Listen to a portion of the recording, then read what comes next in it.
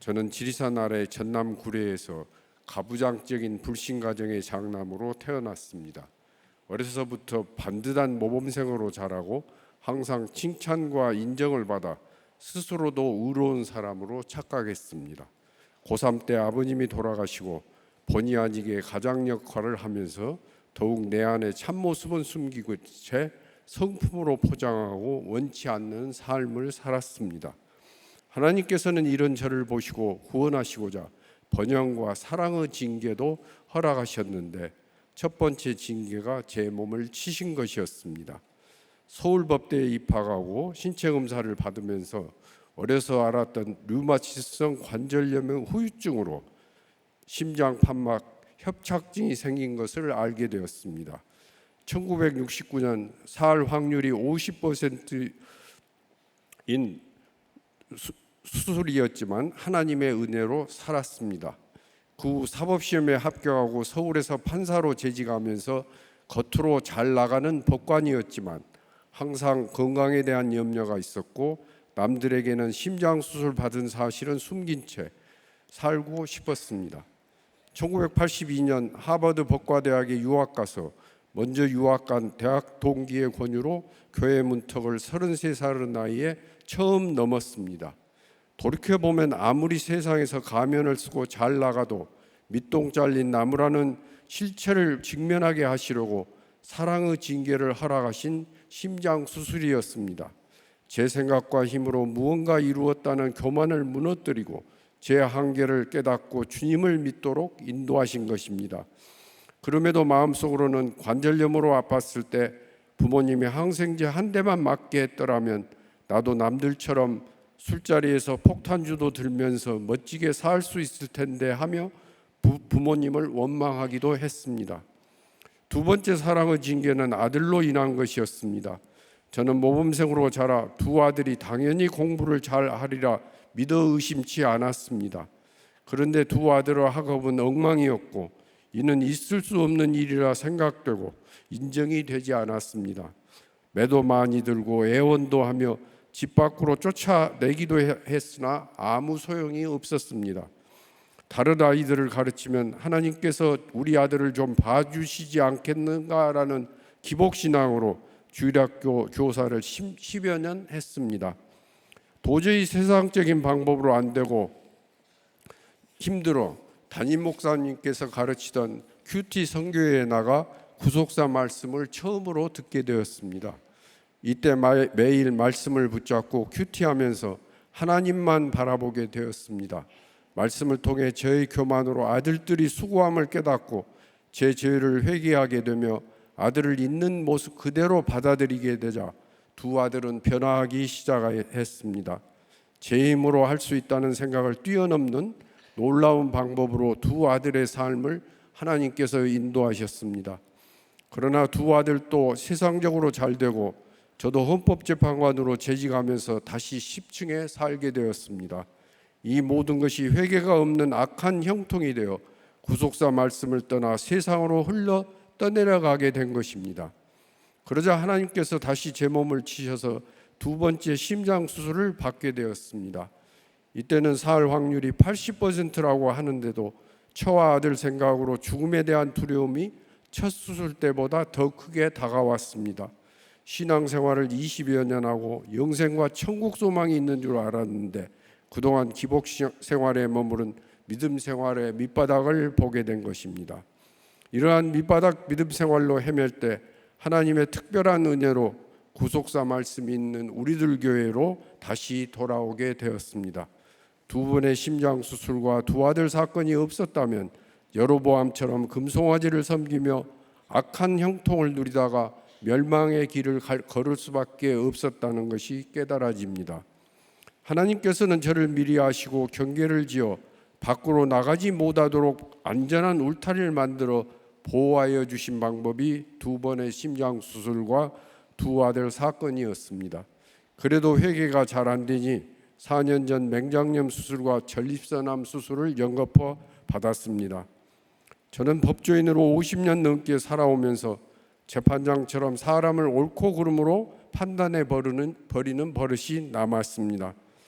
세상적으로 학력과 경력을 갖추고 의로움과 능력에서도 남과 비교하여 빠지지 않는다는 교만이 나 정도면 괜찮은 사람이라는 생각이 뼛속 깊이 박혀 있습니다. 하나님께서는 이런 저를 끝까지 사랑하셔서 죄를 깨닫도록 평생을 질병옥에 갇히게 하셨습니다. 때로는 감옥 밖으로 나가고 싶어 기복에 큐티를 하고 고쳐주소서라며 매달리기도 하고 원망하며 흔들리기도 했습니다. 그러나 돌이켜보면 하나님을 알지 못한 채 20대에 죽었을 저를 75세가 된 오늘까지 잘 살아오게 하신 것은 하나님의 은혜 아니면 설명이 되지 않습니다. 날마다 여전한 방식의 큐티와 예배 구조 속에서 내 죄만 회개하고 저를 항상 보시고 쓰시는 하나님만 바라보고 하나님께 돌아오도록 은혜 내려주신 하나님께 감사드립니다. 지금 우리들 교회는 국회에 곧 발의될 차별금지법을 놓고 기도하고 있습니다. 이 법안을 보면 용모나 사상, 정치적 의견, 성적 지향, 성별 정체성 등 너무 광범위한 분야에서 차별을 금지하는 내용을 담고 있습니다. 성적 지향에는 동성애가 포함되어 있습니다. 그리고 차별하는 행위 또한 애매하게 되어 있어 명확하지 않습니다. 어떤 사람은 헌법에 차별을 금지하는 평등권을 보장하고 있지 않느냐고 저에게 묻습니다. 그런데 헌법은 국민 개개인이 아니라 국가기관이 차별하는 것을 금지하고 있고 그것도 정당한 이유 없이 차별하는 것을 금지합니다. 그런데 이 법은 개인 간 문제까지 간섭합니다. 이미 우리나라에는 개인 간 문제에서 차별이 있어서는 안 되는 분야는 차별을 금지하는 입법이 되어 있습니다. 성별이나 사회적 신분에 의한 차별을 금지하고 있는 장애인 차별금지법이나 노동관계법을 비롯한 많은 법이 있습니다. 법안대로 한다면 교회가 직원을 채용할 때 하나님을 믿지 않는 타종교 신도를 뽑지 않거나 교회 유치원이나 복지시설을 운영하면서 하나님 말씀을 가르치는 경우까지 문제가 될 수 있습니다. 미국에서는 기독교도가 동성애자 결혼식 축하 케이크 제작을 거부했다고 소송당한 경우가 생겼습니다. 그리고 이 법을 위반하면 이행강제금이 부과되고 형사처벌까지 받게 됩니다. 어떤 사람이 차별받았다고 주장하기만 하면 교회나 성도는 차별하지 않았다는 증거를 대야 합니다. 그런데 어떤 일이 없다는 증거를 대는 것은 있다는 증거를 대기보다 몇 배나 어렵습니다. 우리 국민은 헌법에서 보장된 종교의 자유, 표현의 자유와 양심의 자유를 누리고 있습니다. 그러나 이 법안은 이러한 종교의 자유, 표현의 자유와 충돌이 일어날 경우 어떻게 풀어야 하는지 답을 내놓지 못하고 있습니다. 저는 동성애자를 하나님 앞에서 차별하자는 것이 아닙니다. 다만 하나님께서 죄라고 하신 동성애를 회개하고 하나님 앞으로 돌아오도록 말씀을 전하고 기도할 뿐입니다. 금년 7월 18일 대법원은 결혼식을 올리고 동거하는 동성애자가 다른 동성애자의 건강보험 혜택을 받을 수 있다고 판결했습니다. 이와 같은 판결을 내린 이유는 부부 공동생활에 가까울 정도로 경제적 생활 공동체를 형성하고 있고 사실상 혼인관계에 있는 사람과 차이가 없음에도 성적 지향을 이유로 차별받는다는 것입니다. 혼인신고만 하지 않았을 뿐 누가 보아도 사실상 부부 생활을 하고 있을 때 사실혼이 인정되고 따라서 국민건강보험법이나 다른 법에서 혼인신고한 경우와 같이 대우하는 것은 우리 모두가 납득할 수 있습니다. 그러나 헌법에서 혼인은 양성의 평등을 기초로 성립되고 유지되어야 한다고 선언하고 있습니다. 혼인은 근본적으로 애정과 신뢰를 기초로 남녀가 결합하는 것이고 우리 민법도 이성 간 결혼만을 허용하고 동성 간 결혼은 허용하지 않고 있습니다. 따라서 사실혼 관계에 있는 배우자와 동성애자를 같은 자리에 두고 평등 원칙에 위반된다고 볼 수는 없습니다. 그런데 이러한 대법원 판결이 동성 결혼을 인정하는 법을 만들기 위한 첫걸음이 아니냐는 우려가 제기되고 있습니다. 이미 동성 결혼을 법률적으로 인정해달라는 소송도 제기할 움직임이 있습니다.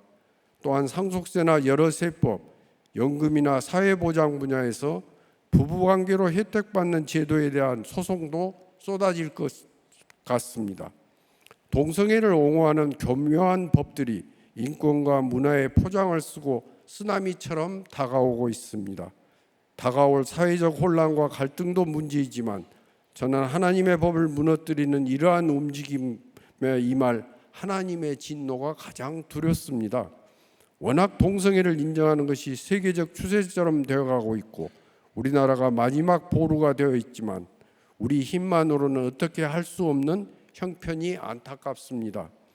오직 하나님께서 도우셔야만 이러한 법을 막을 수 있습니다. 하나님께서 역사하시도록 눈물로 기도하는 우리 모두가 되길 소원합니다. 일찍이 하나님을 모르던 이 땅에 선교사들의 복음 전파로 말씀이 전해지고 믿음의 선조들의 순교와 회개로 하나님께서 영적 육적 형통을 허락하셨습니다. 우리가 여로보암 같이 할 말 없는 죄인이지만 그럼에도 심한 고난을 보시고 회복시켜 주시는 하나님의 긍휼하심을 바라며 간절히 회개하길 기도합니다. 우리 자녀 대대손손 하나님께 쓰임받는 손이 될 수 있길 기도합니다. 건강한 가정이 모여 거룩한 국가가 되고 하나님의 나라가 이 땅에 임하도록 기도하는 우리들 교회로 인도하신 하나님께 감사드립니다. 그리고 담임 목사님께도 감사드립니다. 감사합니다. 목사님께서 이미 치하해 주셨는데 정말 지금 이 시간에도 우리 청년들이 새벽부터 나가서 지금까지 안내와 또 우리 모든 세팅과 준비들을 우리 스텝이 일원이 되어서 함께 준비하고 있거든요. 우리 정말 그분들 너무 수고한다고 애도 없는데 참 그래도 나중에 참 그래도 교회에서 하고 이 나라 살리겠다고 나가서 애도 없는데 네, 함께 우리 청년들 생각하면 다시 한번 우리 박수 부탁드립니다. 네. 여러분이 최고입니다. 네, 정말 수고 많아요. 네, 오늘부터 우리가 묵상하는 디도서는 바울의 목회서신이라고 불려요. 총 3차에 걸친 길고도 참 위대한 여정이죠. 우리의 바울의 전도 여행을 모두 마치고 참 많은 교회들과 그리고 열매들을 남겼지만 결국 우리 바울에게 그 힘든 여정을 마친 바울에게 준비된 것은 로마에 가서 투옥당하는 일이었습니다. 이후에 1차로 이렇게 로마 감옥에 투옥을 당한 뒤에 잠시 풀려나요. 그리고 그 다음에 잠시 나갔을 그때 오늘 우리가 함께 읽는 이 편지를 디도에게 보냅니다. 디도와 그레데 사람들에게, 성도들에게 보냅니다. 그리고 약 2년 뒤에요, 그러니까 AD 주후 67년경 로마에서 순교를 합니다. 그러니까 이 편지가 디도에게 보내는 마지막 글이 되는 것이죠. 자녀가 없었어요, 바울은.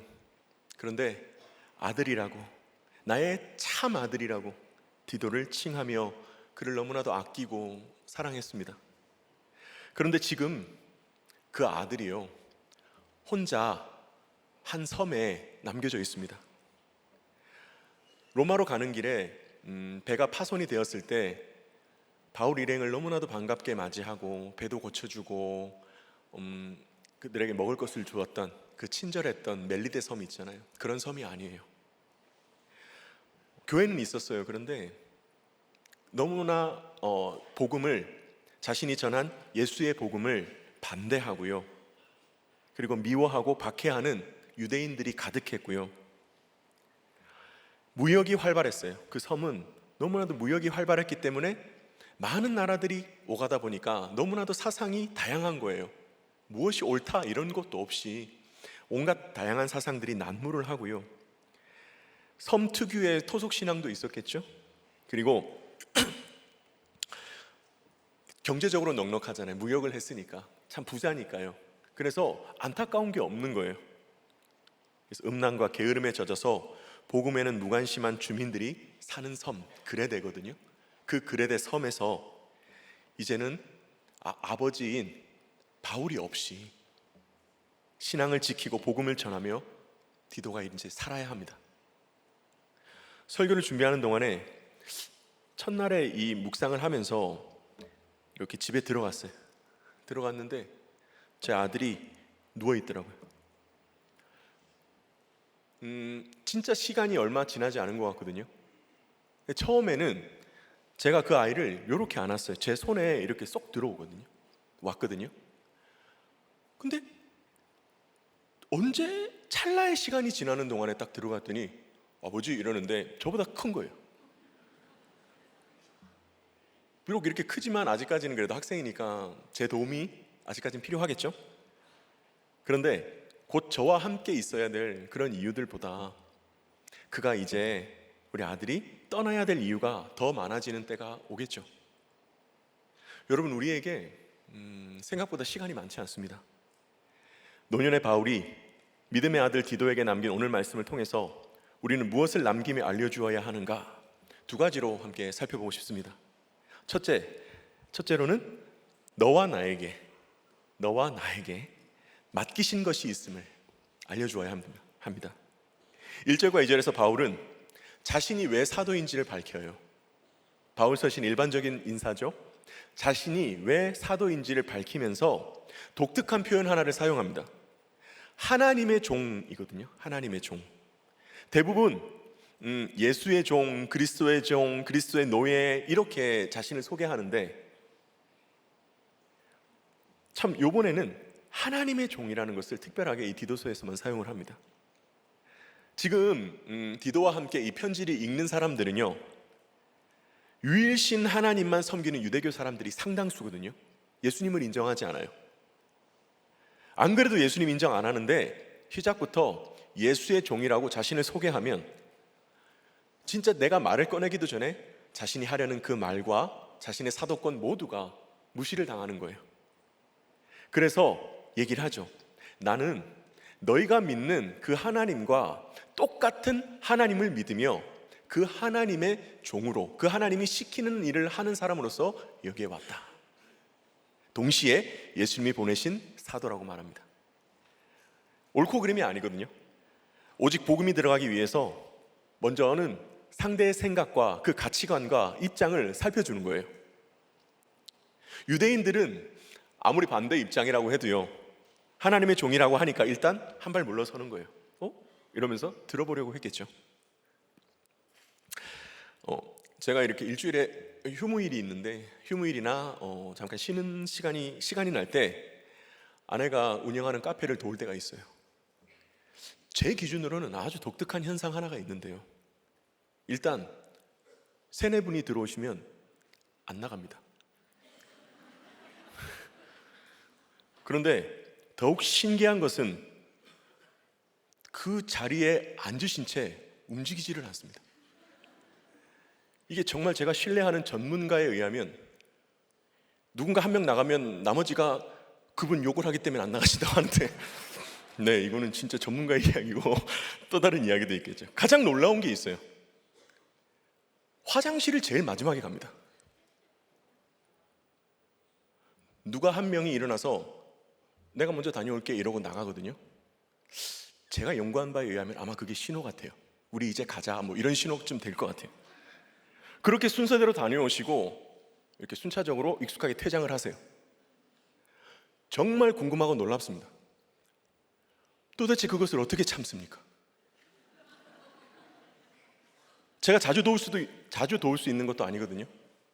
근데 갈 때마다 자주 그 현상을 봤으니까 아마 대부분은 그렇게 하시는 거겠죠. 너무너무 궁금해요. 정말 진심으로 너무너무 궁금해서 신뢰가 되는 줄 알면서도 몰래 그분들의 이야기를 들었습니다. 대화를 한번 들어봤는데 그때서야 이해가 좀 되더라고요. 예를 들면 이런 거예요. 누구 한 명이 얘기를 꺼내요. 들었니? 제가 목소리가 이래서 이게 잘 안 돼요. 이게 들었니? 한 분이 이러시겠죠. 근데 순이 남편 김바람 씨 바람 폈대 라고 하면 그 순간 그곳에 있는 모든 분은 김바람 씨 안에 순이가 됩니다. 근데 중요한 건 그 순이는 그 자리에 없어요. 그리고 요번에 우리 아들 허약이가 참 아팠어. 그렇게 하면 모든 분이 그 허약이의 엄마가 되었다가 결국은 주치의가 되더라고요. 이런 약이 좋다, 저런 약이 좋다. 여러분, 지금 내 남편이 바람을 폈거든요. 지금 내 새끼가 아픈데 화장실에 어떻게 가요? 정말 진짜 못 가는 거죠. 급한 일이니까요. 그런데 그러다가 내가 이번에 아파서 죽을 먹였는데 맛있더라. 모락모를 넣었고 모락모를 넣어봤는데 맛있더라. 그런데 그 옆에 낙지집이 있더라. 거기는 주차장이 있는데 주차장이 넓더라. 아니야, 그 주차장보다 여기가 넓어. 이런 식으로 대화를 이어가시더라고요. 남자분들 혹시 이것을 아셨어요? 우리가 이걸 몰라가지고 그렇게 관심 없다는 소리를 듣는 거거든요. 그냥 그렇게 막 아내분이 막 얘기를 하면은 아이고 이 천하의 몹쓸 놈, 이 정도만 하면 됩니다. 제가 이걸 지천명이 다 되어가는 지금 깨닫습니다. 얘기를 듣고 아내가 얘기를 하면 네가 거기에 왜 상관인데 그걸 왜 나한테 얘기하냐, 이러니까 더 힘든 거예요. 반대로 여자분들은 아세요? 우리 남자들은 대부분의 삶을, 인생을 전쟁이라고 생각합니다. 막 돌진해야 돼요. 가야 되는데 막 돌진해야 돼요. 근데 옆에서 아프다고 하잖아요. 힘들다고 하잖아요. 거기 앉아서 어디가 아픈데 약 발라줄까 하면 둘 다 죽는 거예요. 대신 총알을 맞거나 그걸 엎고 튀거나 놔두고 뛰어야 됩니다. 그래서 뭐 했다고 막 자랑을 하면 더러워도 아이고 고맙다, 수고한다 해주면 남자들은 웃습니다. 이렇게 달라요. 자녀, 배우자, 그리고 한 사람에게 복음을 전해야 함을 알아요. 그죠? 우리가 너무나도 잘 알아요. 근데 먼저 그의 마음을 읽어주거나 상황을 살피는 것은 너무나도 싫을 때가 많아요. 이유는 한 가지죠. 내 기준으로 이해가 안 되니까요.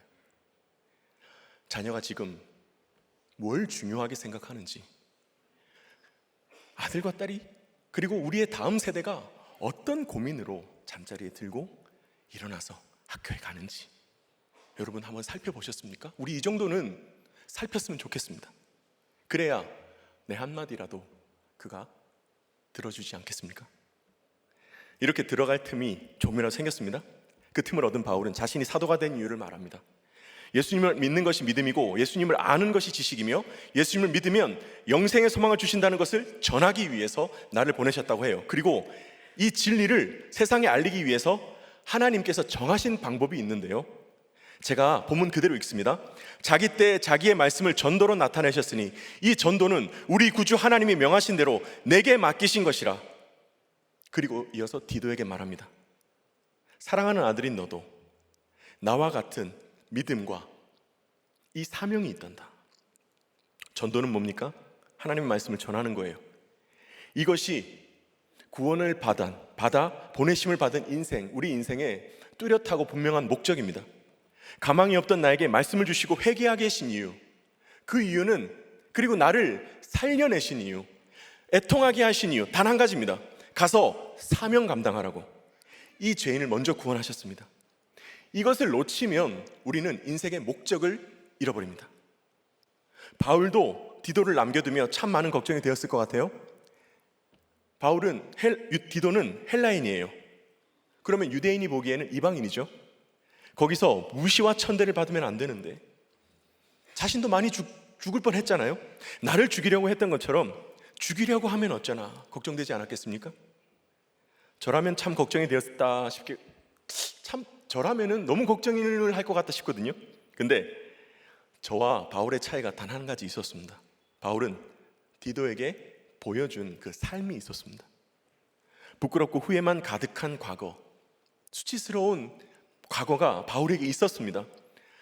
하지만 구원받은 후에는 박해자요 비방자였던 지난날을 약재료로 회개의 복음, 그 은혜의 말씀을 전하며 살아가는 것을 디도가 그의 전도 여행을 동행하며 분명히 보았습니다. 여러분, 지금 마련해주는 환경이나 혹은 과거의 부끄러운 일 때문에 자녀 앞에서 미안한 마음만 가지지 않았으면 좋겠습니다. 중요한 것은 함께 있는 동안 무엇을 하며 살았는지, 무엇을 하며 살아야 하는지를 보여주는 것입니다. 넘어질 때가 있어요. 쓰러질 때가 있어요. 하지만 결국 말씀대로 결정하고 수치의 간증으로 하나님의 말씀의 능력을 전하면서 내 죄를 고백하고 회개하며 살아가는 것이 우리의 다음 세대에게 삶으로 말씀을 전하는 길이라는 것을 믿습니다. 바울은 남겨둔 아들에게 방법과 지혜를 이야기하지 않습니다. 낯선 곳에서의 대처법, 대화술, 처신술, 사실 바울만큼 이것을 잘 설명해 줄 사람은 없을 거예요. 그런데 다른 말 안 해요.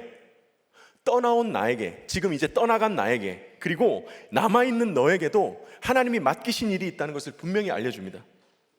무엇을 하지 말아야 하는 것보다 무엇을 하면서 살아가야 하는지를 깨닫는 것이 우리 인생에게 반드시 필요하기 때문입니다. 그리고 나이 많아 지치고 병든 몸을 이끌고요, 이미 자신을 한번 가두었던 로마로 다시 들어가 복음을 전하다가 거기서 순교합니다. 끝까지 자신의 삶으로 보여준 것이죠. 갈수록 혼탁해지고 기댈 곳 없는 이 세상에서 사랑하는 다음 세대를 지켜줄 도구는 오직 하나님의 말씀입니다. 부모로서 이 귀한 진리를 이어주는 것이 나의 역할임을 기억하면서 오늘도 주신 말씀으로 살아내며 말씀을 전하는 그 사명을 감당해 가시기를 소망합니다. 함께 묵상하며 적용해 보았으면 좋겠습니다. 자녀와 그 한 사람에게 말씀을 전하기 위해서, 말씀을 넣어주기 위해서 내가 먼저 살펴야 하는 것이 있습니까? 나를 살려주신 말씀을 가지고, 그 말씀 가지고 살려내야 될 그 사람은 누구입니까? 둘째로, 가정은 지킬 만한 가치가 있음을 보여줘야 됩니다. 음란과 거짓이 넘쳐나는 그레데, 그 섬에 교회가 세워졌습니다. 이제 누구를 이 교회의 리더로 삼느냐, 너무나도 중요한 사안이죠. 그런데 바울이 생각하는 교회 일꾼의 기준은 데살로니가 교회는 이런 사람, 갈릴리 교회는 이런 사람, 그레데 교회는 이러니까 그게 아니에요. 어느 교회를 세우든지, 어떤 상황에 누구를 세우든지요, 가장 근본이 되고 기준이 되는 딱 한 가지, 언제나 우선합니다. 이것을 바로 그가 자신의 과정을 어떻게 생각하는가, 어떻게 여기고 있는가, 그것이 바울의 기준이었습니다. 그리고 다음으로 이렇게 전개해 나가죠. 사회생활, 이웃을 대할 때 그 사람의 인격과 성품은, 이렇게 하면서 됨됨이를 보라고 합니다. 지도자를 세워야 할 때만이 아닙니다. 교회를 위한 바울의 편지에서 신앙과 가정은 절대 분리되지 않습니다. 하나입니다. 바울이 왜 이렇게 가정을 중요하게 생각하는지 그 이유를 찾거나 연구할 필요가 우리한테는 없죠. 가정의 소중함, 가정의 중요성을 아는 것이 곧 하나님의 뜻이기 때문입니다. 가정은요, 이 세상 사람들이 많이 살면서 문화적으로 또 관례적으로 관습적으로 막 세우고 이루어낸 많은 것들처럼 사람들에 의해서, 필요에 의해서 세워진 것이 아닙니다. 하나님이 사람에게 가장 먼저 맺어주신 관계입니다. 나의 선택과 결정이 아니라 하나님의 뜻으로 이루어졌습니다. 그런데 이 가정이 언제나 감사와 만족만 있다면 우리는 이 가정을 지킨다, 그 표현을 쓰지 않겠죠? 우리들 교회의 핵심 가치가 말씀 묵상과 가정 중수입니다. 중수는요, 뜯어내서 고쳐내간다는 뜻이잖아요. 완벽하다면 그럴 필요가 뭐가 있습니까? 이 가정을 만들어주신 하나님은 100% 선하세요. 그런데 가정을 꾸려가는 우리가 100% 죄인입니다. 가정에서 실망과 배신을 당할 때가 있죠. 그럴 때 포기하지 않고 가정을 지켜낼 때 결국 뭐가 나타납니까? 나의 교만과 자랑이 꺾여요. 그리고 하나님의 말씀만 붙잡는 놀라운 은혜를 경험합니다. 그래서 모든 가정은 지킬 만한 가치가 있습니다. 우리의 자녀들이 분명히 보고 있습니다. 하나님만 기억하시는 것이 아닙니다. 이 애씀과 몸부림, 그 아이들이, 내 자녀들이, 나의 일에서 나가는 나의 영육의 후손들이 보고 있습니다. 얼마나 힘들게 버티는지 이미 아이들 다 압니다. 중학교 때 어머니가 집을 나가셨거든요.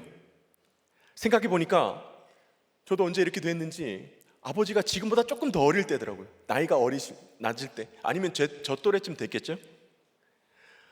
지금도 집 앞에 늘 놓여있던 흰 운동화를 기억합니다. 아버지는 다른 분과 나갔다는 것을 알면서도 그 운동화를 신고요, 전국의 기도원을 찾아다니셨어요.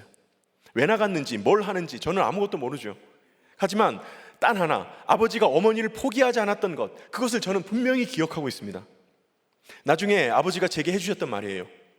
내 인생에 네 엄마는 10%, 그것도 안 되었다. 일이 40%, 공부시켜준 부모가 30%, 니들 둘이 누나와 내가 20%, 나머지 남는 거 엄마가 10%였다. 이게 깨달아지니까 내가 미안한 것이 너무나도 많이 생각나서 그렇게 찾으러 다녔다 말씀하시더라고요. 비록 구속사의 말씀과 공동체가 없었던 아버지셨지만 하나님이 그를 불쌍히 여기셔서 우리 가정 지켜주셔야 하기에 그렇게라도 깨닫게 하셔서 우리 가정을 지키게 해주셨음을 믿습니다.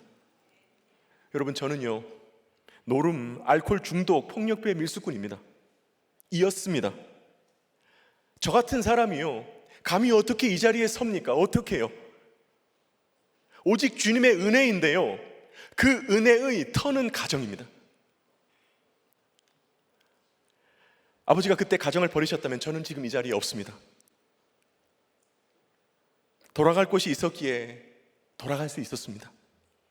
감히 이 자리를 빌어서 사연과 상황을 보면은 도저히 인내할 수도 없고 지켜낼 수도 없는 그 가정을 끝까지 버텨내시는 우리 성도님들께 진심으로 감사의 말씀을 드립니다. 그 인내가 절대 땅에 떨어져 사라지지 않을 것을 믿습니다. 나의 거룩과 내 뒷모습을 보며 자라는 자녀를 위해 끝까지 가정을 지켜주시기를 감히 주님의 이름으로 부탁을 드립니다.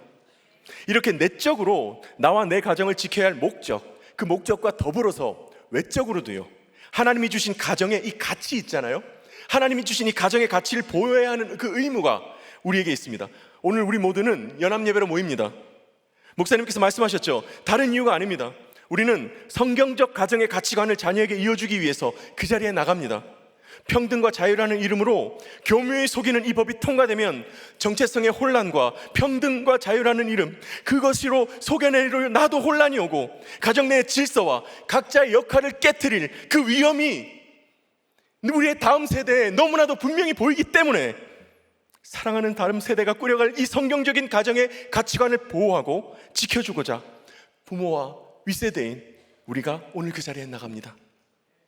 여러분, 내적으로는 나의 거룩과 맺어주신 가족의 구원을 위해, 그리고 외적으로는 세상 가치관과 미혹에서 우리의 자녀를 보호하기 위해 가정을 지켜야 합니다.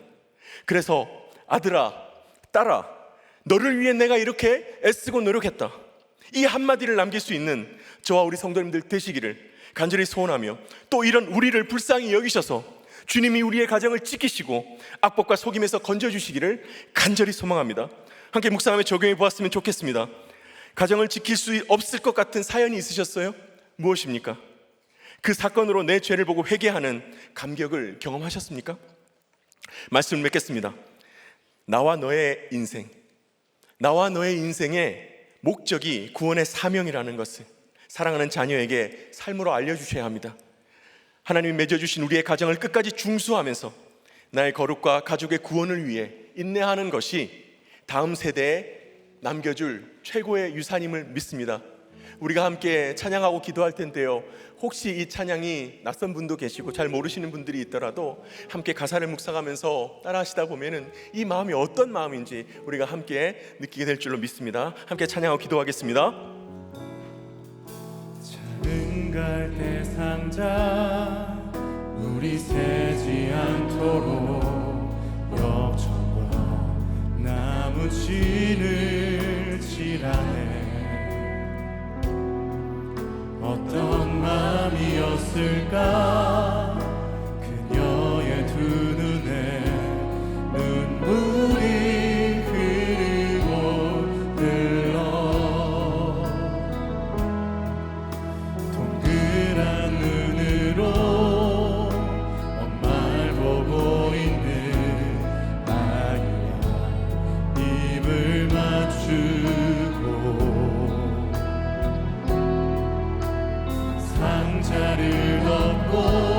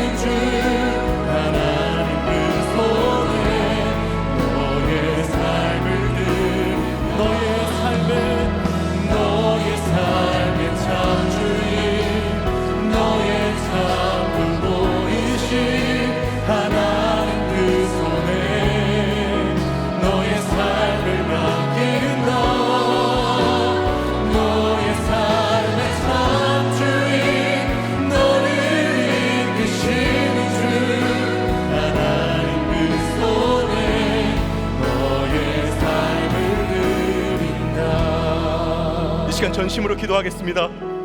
주여, 언젠가 우리가 떠난 후에도 이 땅에 남겨질 사랑하는 자녀를 우리 주님 지켜 주시옵소서. 그의 갈 길을 인도하여 주시옵소서. 이 나라를 불쌍히 여겨주셔서 하나님의 법과 질서를 가로막는 포괄적 차별금지법이 제정되지 않도록 하나님 도우시고 역사하여 주시옵소서. 주여, 특별히 오늘 집회에 말씀 전하신 우리 목사님에게 성령의 능력과 권세를 부어 주시옵소서. 능력 위에 능력을 더하여 주시옵소서. 주여, 한번 부르시고 우리 간절한 마음으로 기도하겠습니다. 주여,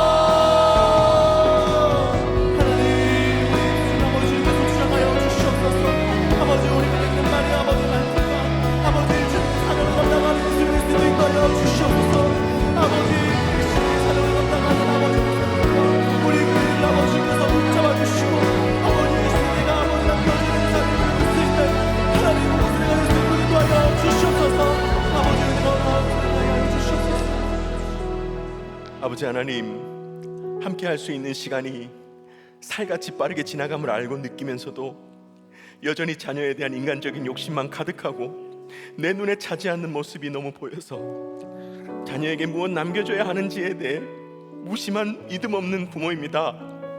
아버지, 사랑하는 아들 디도에게 하나님의 말씀을 전하는, 말씀 붙잡고 살아야 되는 그 사명을 삶으로 보여준 바울의 인생 끝자락이라도 닮아가기를 소원합니다. 이제는 습관적으로 가족 앞에서 내뱉는 불평을 멈추고 날마다 말씀 붙잡고 살아가는 부모가 되기를 소원합니다. 주여, 내 가정을 하나님이 맺어주셨음을 믿으며 끝까지 가정을 지키는 모든 성도님들을 기억하여 주시옵소서. 그 모든 인내와 애통을 통해 회개의 감격을 누리며 가정이 회복되고 살아나는 은혜의 역사를 허락해 주시옵소서. 아버지, 이 땅의 다음 세대를 긍휼히 여겨주시기를 간구합니다. 다양성과 자유라는 미혹에 우리 자녀들이 휩쓸리지 않도록 주님 건져 주시옵소서. 오직 말씀의 가치관을 인생의 중심에 두고 주님의 보호와 인도하심 안에서 살아가게 하여 주시옵소서. 이 시간 구원의 사명을 깨닫게 하여 주시고 남겨줄 것 있는 인생 되게 하심에 감사하며 드리는 예물을 주님 기억하여 주시옵고 우리에게 맡기셔서 감당하는 모든 역할에 기름을 부어주시기를 간구합니다. 아버지 하나님, 우리들 모두가 이 땅에 남겨질 다음 세대와 반드시 지켜야 하는 가정을 위해 우리 기도와 예배의 자리에 우리가 이어서 나아갑니다. 모든 시작과 끝을 우리 주님 주장해 주시고 기도와 눈물을 우리 주님 기억하여 주시며 사랑하는 다음 세대의 마음에 아버지, 우리의 간절함이 담길 수 있도록 주여 도와주시옵소서. 특별히 우리 목사님, 말씀을 붙잡고 말씀을 들고 강단에 오르십니다. 우리 주님 부어주시는 성령의 능력과 권세가 목사님을 둘러싸 진쳐 보하여 주시옵소서. 능력 가운데 능력을 더하여 주시옵소서. 드려지는 예배의 은혜의 강줄기가 흐르게 하시고 말씀을 듣는 모두가 이 나라와 우리의 다음 세대를 위해 자복하며 회개하는 역사가 일어나게 하여 주시옵소서 줄 믿사오며 이 모든 말씀 살아계신 예수 그리스도의 이름으로 기도옵나이다. 아멘.